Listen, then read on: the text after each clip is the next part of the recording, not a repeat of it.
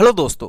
तो आज हम लोग डाइजेस्टिव सिस्टम यानी कि पाचन तंत्र वाले टॉपिक से इम्पोर्टेंट 75 क्वेश्चंस करने वाले हैं। ओके, ये जो 75 क्वेश्चंस है ये कम्प्लीटली एक्सक्लूसिव एनसीईआरटी बेस्ड है और एक दो क्वेश्चन आपको यहाँ पर कुछ आउट ऑफ एनसीईआरटी भी देखने को मिलेगा। ओके, जो लेवल है वो नीट लेवल का है और सारे के सारे क्वेश्चंस बेटा याद रखना हिंदी मीडियम वालों के लिए ही है। क्लियर? इतना सारे के सारे क्वेश्चंस हिंदी मीडियम वालों के लिए ही है। चलिए नेक्स्ट वाला क्वेश्चन की हम लोग बात करते हैं। भोजन का ग्रहण करना क्या कहलाता है? जब हम लोग भोजन को माउथ में रखते हैं यानी हम लोग भोजन करते हैं तो उस फर्स्ट स्टेप को हम लोग क्या बोलते हैं? उसको हम लोग बोलते हैं अंतर्ग्रहण करना। क्या बोलते हैं उसको हम लोग? अंतर्ग्रहण करना। यानी कि इसका राइट आंसर क्या हो जाएगा? फर्स्ट वाला ऑप्शन इसका राइट आंसर हो जाएगा। सेकंड क्वेश्चन की बेटा हम लोग बात करते हैं कि हमारे भोजन में मुख्यतया उपस्थित होता है। देखो हम लोग भोजन के रूप में क्या खाते हैं ना, रोटी खाते हैं, चपाती खाते हैं ना, और चावल वगैरह खाते हैं, राइस वगैरह खाते हैं। तो इनके अंदर मैक्सिमम चीजें क्या होती है? याद रखना, इनके अंदर मैक्सिमम चीजें होती है कार्बोहाइड्रेट। कार्बोहाइड्रेट इनके अंदर मैक्सिमम चीजें होती है। तो हमारे भोजन में मुख्यतया क्या उपस्थित होता है? याद रखना, कार्बोहाइड्रेट्स मेनली चीज होती है। थर्ड क्वेश्चन की बेटा हम लोग बात करें, अच्छा क्वेश्चन है, ध्यान से समझना। मानव पाचन तंत्र की प्रक्रिया में शामिल चरणों को सही सीक्वेंस यानी सही अनुक्रम में व्यवस्थित करना है। यानी हमने स्टार्टिंग के अंदर जब चैप्टर पढ़ते हैं तो फर्स्ट हमने यही देखा था कि 5 स्टेप के अंदर कंप्लीट यानी 5 प्रोसेस के अंदर डाइजेस्टिव सिस्टम कंप्लीट होता है। तो डाइजेस्टिव सिस्टम में 5 स्टेप कौन कौन सी है? पहली तो होती है इंजेशन यानी भोजन का अंतर्ग्रहण। ठीक है, तो पाचन तो बाद में आता है, ये तो नहीं होगा। अंतर्ग्रहण बिल्कुल ओके। तो पहले हम लोग भोजन करते हैं यानी माउथ के अंदर भोजन रखते हैं, उसको हम लोग क्या बोलते हैं? अंतर्ग्रहण। क्या बोलते हैं उसको हम लोग बेटा? अंतर्ग्रहण बोलते हैं। ओके, सेकंड आता है भोजन करने के बाद में उसका क्या हो जाएगा? पाचन होता है ना। भोजन का फिर पाचन होता है, फिर पाचन होने के बाद उसका अवशोषण होता है और अवशोषण होने के बाद वो कोशिका तक जाता है ग्लूकोज के फॉर्म में। वहां पर कोशिकाएं उसका यूटिलाइज करती है ग्लूकोज का, उसको बोलते हैं हम लोग स्वांगीकरण। क्या बोलते हैं? स्वांगीकरण। एटलीस्ट जो अपचित भोजन होता है उसको हम लोग बॉडी से बाहर एक्सक्रीट कर देते हैं, त्याग देते हैं, उसको हम लोग क्या बोलते हैं? मल त्याग। इतना क्लियर हो गया? ओके, तो ये आपको बेटा जी याद रखना है। एक्चुअली पांचों स्टेप यानी इसमें 5 स्टेप के अंदर या 5 प्रोसेस के अंदर कंप्लीट भोजन का पाचन होता है। ठीक है, यानी भोजन जो हम लोग करते हैं वो कितने स्टेप में कंप्लीट होता है? 5 स्टेप में। तो अंतर्ग्रहण पहली स्टेप हो गई, उसके बाद उसका डाइजेशन हो गया, थर्ड उसका एब्जॉर्प्शन हो गया, फोर्थ उसका एसिमिलेशन हो गया एंड फिफ्थ उसका इजेशन हो गया। तो सेकंड यानी बी ऑप्शन इसका राइट आंसर हो गया। क्लियर है? ओके, नेक्स्ट क्वेश्चन की बात करते हैं कि निम्न में से कौन सी पाचक ग्रंथि नहीं है? हमको ये चेक करना है कि डाइजेस्टिव ग्लैंड कौन सी नहीं है। पेनक्रियाटिक ग्लैंड जो होती है, अग्नाशय ग्रंथि जो होती है, पेनक्रियाटिक ग्लैंड, ऑब्वियस सी बात है यहाँ से हार्मोन निकलते हैं और यहाँ से पाचक रस भी निकलते हैं। तो अग्नाशय ग्रंथि जो होती है उसको हम लोग मिश्रित ग्रंथि भी बोलते हैं। याद होगा कुछ ऐसा, एक प्रकार की क्या है? मिश्रित ग्रंथि है ना। तो यहाँ से हार्मोन भी निकलते हैं और पाचक रस भी निकलते हैं। चलो, तो ये भी पाचन ग्रंथि तो है ही है। चलो, ये है लीवर। तो लीवर से बात करते हो तो बेटा आपने देखा होगा लीवर पर बनता है पीत रस। पीत रस जो होता है वो कहाँ बनता है? लीवर के अंदर बनता है ना। यानी ये भी पाचक ग्रंथि है, ऑब्वियस सी बात है। एड्रिनल ग्रंथि बेटा पाचक रस तो स्त्रावित नहीं करती, लेकिन ये क्या स्त्रावित करती है? हार्मोन। हार्मोन स्त्रावित करती है, इसलिए ये पाचक ग्रंथि नहीं है। ये पाचक ग्रंथि नहीं है। और लार ग्रंथि तो ऑब्वियस सी बात है बेटा, यहां पर भी पाचन होता है लार के द्वारा, तो यह भी पाचक ग्रंथि है। तो इसका राइट आंसर क्या हो जाएगा? सी ऑप्शन इसका राइट आंसर हो जाएगा। ओके, नेक्स्ट क्वेश्चन को ध्यान से पढ़ना। निम्न में से कौन सा यौगिक भोजन के साथ कम मात्रा में लिया जाता है? यानी भोजन के साथ में जिसका हम लोग कम क्वांटिटी के अंदर खाते हैं। तो याद रखना, कार्बोहाइड्रेट तो भैया पेट भर के खाते हैं क्योंकि चपाती राइस इसमें होता क्या है? ऑलमोस्ट कार्बोहाइड्रेट ही होता है। प्रोटीन्स भी हम लोग खाते हैं, खनिज तो बहुत कम खाते हैं। प्रोटीन्स हम लोग खाते हैं, लिपिड्स भी खाते हैं। खनिज और वाइटामिन्स ऑब्वियस सी बात है, जब हम इनकी परिभाषा पढ़ते हैं, मिनरल्स और वाइटामिन्स की जब हम लोग डेफिनेशन पढ़ते हैं तो वहां पर हम लोग पढ़ते हैं ना अल्प मात्रा में। अल्प मात्रा में लेकिन जरूरी। अल्प मात्रा में हम खाते हैं इनको, लेकिन एसेंशियल है, ये हमारे शरीर के लिए जरूरी है। अगर मान लो इनकी कमी हो जाए तो बेटा जी याद रखना कोई ना कोई रोग या डिजीज हो जाता है। और विटामिन के अंदर तो हमने इतनी सारी डिजीज देखी है, कौन से विटामिन की कमी से क्या रोग हो जाता है, क्लियर है। तो इसका राइट आंसर बेटा क्या हो जाएगा, इसका राइट आंसर हो जाएगा डी ऑप्शन, इसका राइट आंसर हो जाएगा। अच्छा एक चीज मैं आपको और बता दूं बेटा, याद रखना खनिज हो गया, ठीक है, विटामिन हो गया और जल हो गया, इन तीनों से किसी भी प्रकार की ऊर्जा हमको नहीं मिलती है। याद रखना अगर आपसे कोई पूछे कि निम्न में से खनिज के द्वारा कितनी किलो कैलोरी ऊर्जा प्राप्त होती है, तो बेटा 0 किलो कैलोरी ऊर्जा प्राप्त होती है। या फिर ऐसा क्वेश्चन है कि 1 ग्राम या 100 ग्राम जल से कितनी ऊर्जा हमारे शरीर को मिलती है, तो बेटा ये भी याद रखना 0 किलो कैलोरी एनर्जी हमको जल के द्वारा मिलती है, ठीक है। नेक्स्ट क्वेश्चन की हम लोग बात करें, पाचन की प्रक्रिया डैश द्वारा संपन्न होती है। तो डाइजेस्टिव जो प्रोसेस होती है वो किस प्रकार की होती है, यांत्रिक यानी कि mechanical method, chemical method, electrical method. Electrical बेटा यहाँ पे करंट तो आता नहीं है हमारे शरीर में, हाँ यांत्रिक जरूर है, क्योंकि आपको पता है हमारे दांत जो होते हैं वो मैकेनिकल यानी यांत्रिक विधि के द्वारा है, तो उनको बड़े बड़े टुकड़ों को छोटे छोटे टुकड़ों के अंदर उसको तोड़ता है। और रासायनिक विधि के द्वारा ऑब्वियसली बात है बेटा, जो बड़े मॉलिक्यूल होते हैं उनके बंधों को तोड़ा जाता है। जैसे हम लोग कार्बोहाइड्रेट खाते हैं, तो जैसे स्टार्च हो गया, स्टार्च को तोड़कर हम एकदम सिंपल फॉर्म में लाते हैं, ग्लूकोज फॉर्म में। कौन सी फॉर्म में लाते हैं बेटा, ग्लूकोज की फॉर्म में लाते हैं। तो उसको तोड़ रहे हैं ना, यानी कि ये कौन सी मेथड हो गया, केमिकल मेथड के द्वारा हो गया। तो यांत्रिक विधि भी होती है और रासायनिक विधि भी होती है, इसका मतलब राइट आंसर क्या हो जाएगा, डी ऑप्शन इसका राइट आंसर हो जाएगा। नेक्स्ट क्वेश्चन की बात करते हैं, मानव पाचन तंत्र से जुड़ी ग्रंथियों के नाम हमको बताना है। इन चारों ऑप्शन में से कौन सा ऑप्शन है जिनके अंदर पाचक ग्रंथि जो होती है ना, पाचक ग्रंथि जो होती है वो हमको दे रखा है। देखना लार ग्रंथि, यकृत, ऑब्वियसली दोनों है, यकृत भी है, यज्ञाशय है, लार अग्नाशय। देखो बेटा यहाँ पे तीनों दे रखा है, यानी कि राइट आंसर क्या हो जाएगा, इसका डी ऑप्शन राइट आंसर हो जाएगा। नेक्स्ट क्वेश्चन की बात करें तो भोजन प्रणाली के सबसे बड़े हिस्से का नाम बताएं। तो आपको बताना है एलिमेंट्री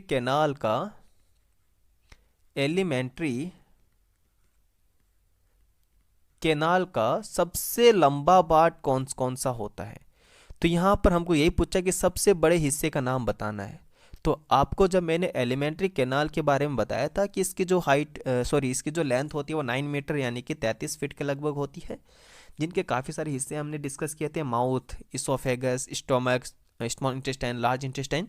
तो मैंने आपको उस टाइम बताया था कि छोटी आंत जो होती है भले ही इसका नाम छोटा हो लेकिन इसकी लंबाई ज़्यादा होती है। ऑलमोस्ट अगर इसकी लंबाई की बात करें तो 6 से 6.5 मीटर इसकी लेंथ होती है, ये आप लोगों को याद रखना है।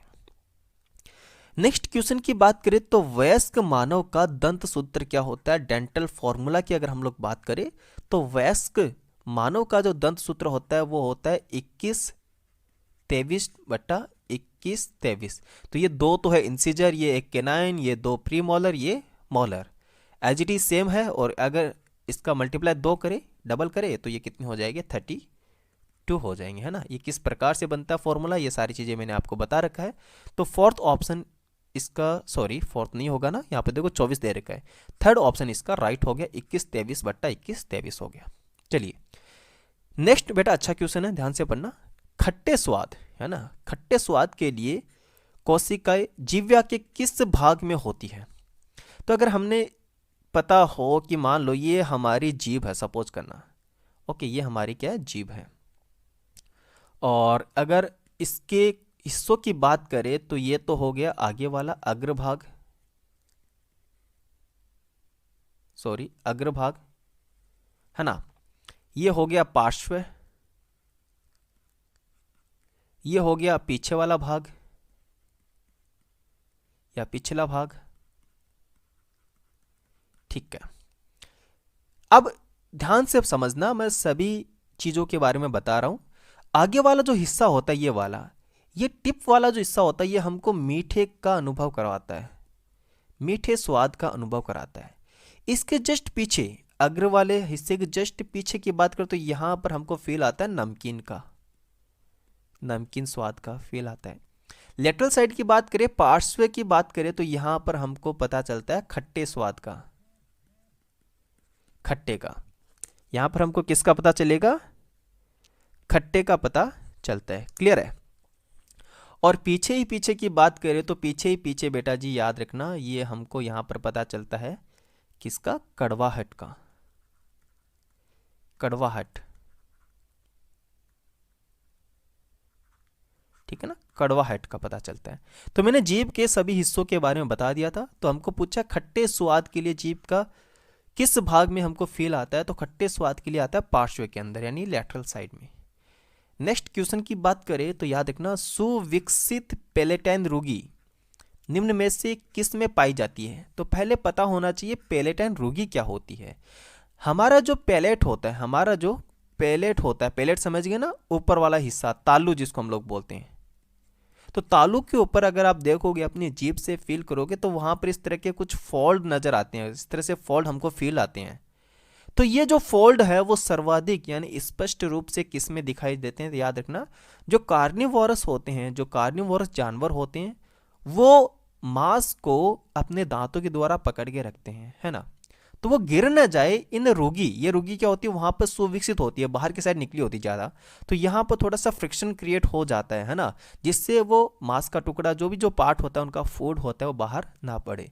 तो आपको याद रखना टाइगर, क्योंकि मवेशी, भेड़, ऊंट ये तो आपको पता है कार्निवेरस है नहीं, टाइगर जो है वो कार्निवेरस होता है। नेक्स्ट क्वेश्चन की बात करते हैं। मनुष्य में दूध के दांतों की संख्या, जो मिल्की टीथ होते हैं बेटा बच्चों के अंदर, उनकी संख्या पूछा है। या मैं ऐसा बोलूं कि 2 बार आने वाले दांतों की संख्या, 2 बार आने वाले दांतों की संख्या, क्योंकि दूध के दांत गिरेंगे तो परमानेंट टीथ आएगी, ऑब्वियस सी बात है। तो जितने दांत गिरेंगे उतने तो परमानेंट आएंगे, यानी कि वो जो नंबर होंगे वो 2 टाइम्स होंगे, है ना। तो याद रखना 20 जो दांत होते हैं वो दूध के दांत होते हैं, और ये गिरने के बाद दोबारा आते हैं। तो 20 जो दांत होते हैं याद रखना ये 2 बार आने वाले दांतों की संख्या है। नेक्स्ट क्वेश्चन की बात करें तो मनुष्य की जीभ के किस क्षेत्र तक कड़वाहट की संवेदना सीमित रहती है? तो मैंने आपको बताया ना, कड़वाहट का जो अनुभव होता है वो कहाँ पे होता है? पीछे ही पीछे, एकदम से पीछे की साइड यानी पिछला भाग। ओके, बाकी आपको पता है। अगला भाग की बात करें तो याद रखना ये मीठे का पता चलता है यहाँ पर हमको। किनारे की बात करें यानी लेटर साइड की बात करें तो यहाँ पर हमको खट्टे का फील होता है। और मध्य भाग यानी कि यहाँ पर किसी भी चीज़ का नहीं होता। लेकिन हाँ, आप देखो अगर अगला भाग ये है तो मध्य भाग आप मतलब कि जस्ट अगले भाग के पीछे की साइड बात कर रहे हैं, तो वहाँ पर हमको नमकीन का फील होता है, समझ गए ना। और पिछला वाला भाग आपको पता है कड़वाहट। चलिए नेक्स्ट क्वेश्चन की बेटा हम लोग बात करते हैं। कॉमन तालु का पश्च भाग ग्रसनी में लटका रहता है, उसे क्या बोलते हैं? देखो सॉफ्ट पैलेट जो होता है, ऊपर का जो हिस्सा होता है, ऊपर का जो रूफ होता है, छत जो होती है हमारे बक्कल कैविटी की, उसके पीछे पीछे आता है सॉफ्ट पैलेट यानी कोमल तालु। उसका लास्ट के अंदर इस तरह से एक घंटी के आकार की संरचना लटकी रहती है। अगर आप कांच के अंदर अपने माउथ को ओपन करके चेक करोगे, देखोगे तो यहाँ पर आपको एक बेल जैसी संरचना नजर आती है। इसको हम लोग बोलते हैं पेलम वेलेट या पेलम वेलेटाई बोलते हैं। ओके, दोनों नाम सही है, पेलम वेलेट या पेलम वेलेटाई हम लोग इसको बोलते हैं। नेक्स्ट बेटा हम लोग बात करते हैं दांत का शिखर भाग। दांत का जो क्राउन वाला पार्ट होता है ना, क्राउन वाला पार्ट, क्राउन वाला जो पार्ट होता है, ये वाला ऊपर वाला जो पार्ट होता है इस तरह से, है ना।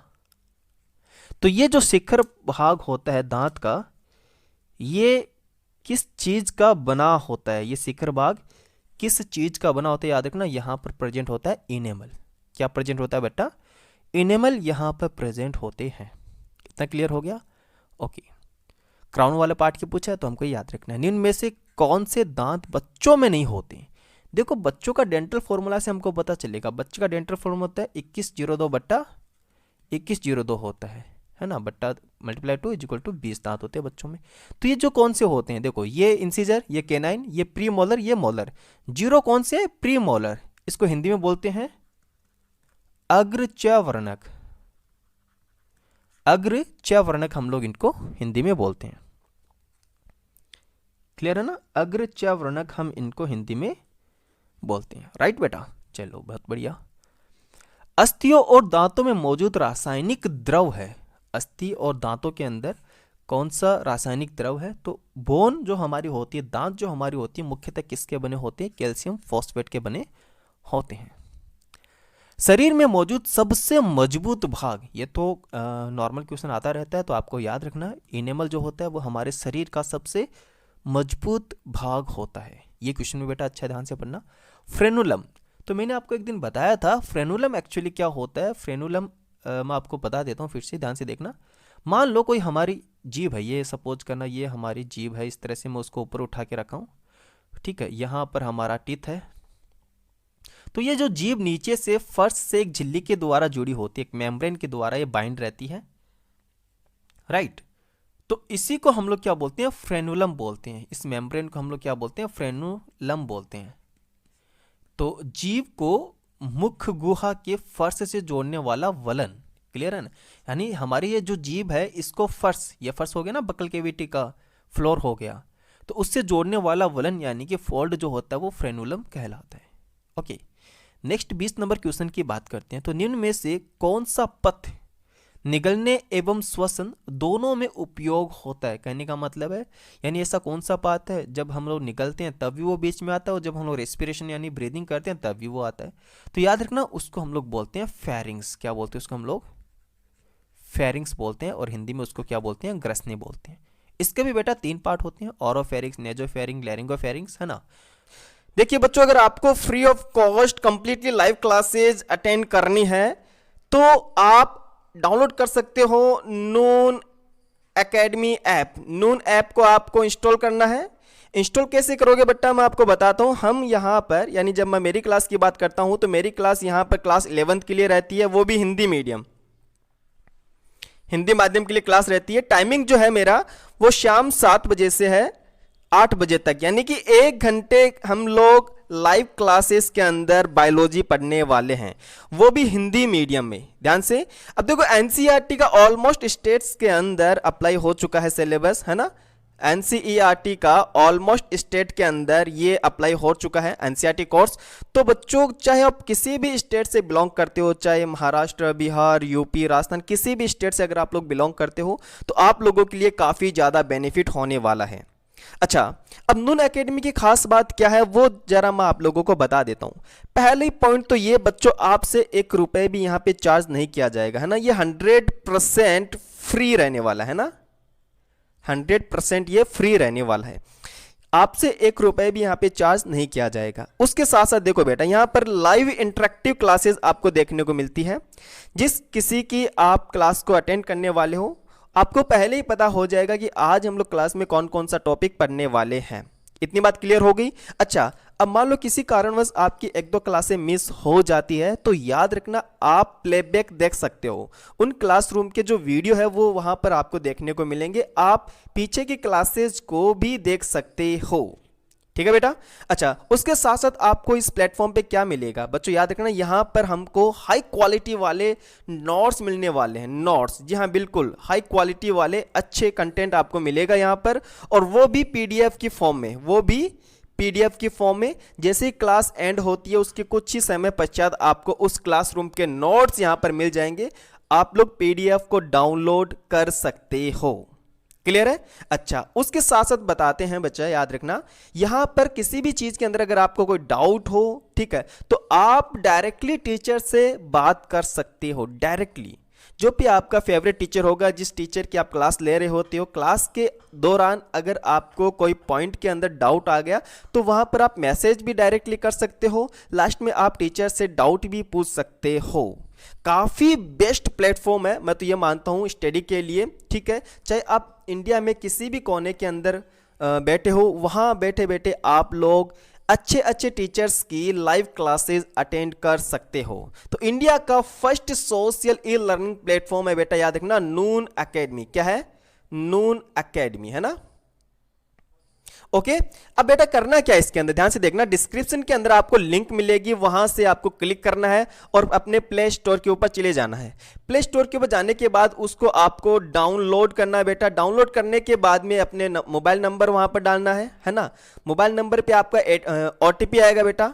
OTP जैसे ही वहां पर आप डालोगे तो वहां पर बहुत सारे आपको ग्रुप नजर आएंगे। तो आपको जो ग्रुप ज्वाइन करना है वो, अगर आप PCMB के लिए पढ़ रहे हो, PCMB के लिए पढ़ रहे हो, वो भी हिंदी मीडियम का है ना, तो आप उत्तर प्रदेश वाला, जहां पर आपको पता है, देखो बेटा मैं सीधा सीधा कहता हूं, NCERT तो टोटल मिलने वाली है, कहीं से भी आप हो, है ना। तो NCERT का आप लोग 11th क्लास का पाठ्यक्रम इसके अंदर शामिल है, तो ये आप ग्रुप ज्वाइन कर लेना, ठीक है, यूपी बोर्ड का, ठीक है।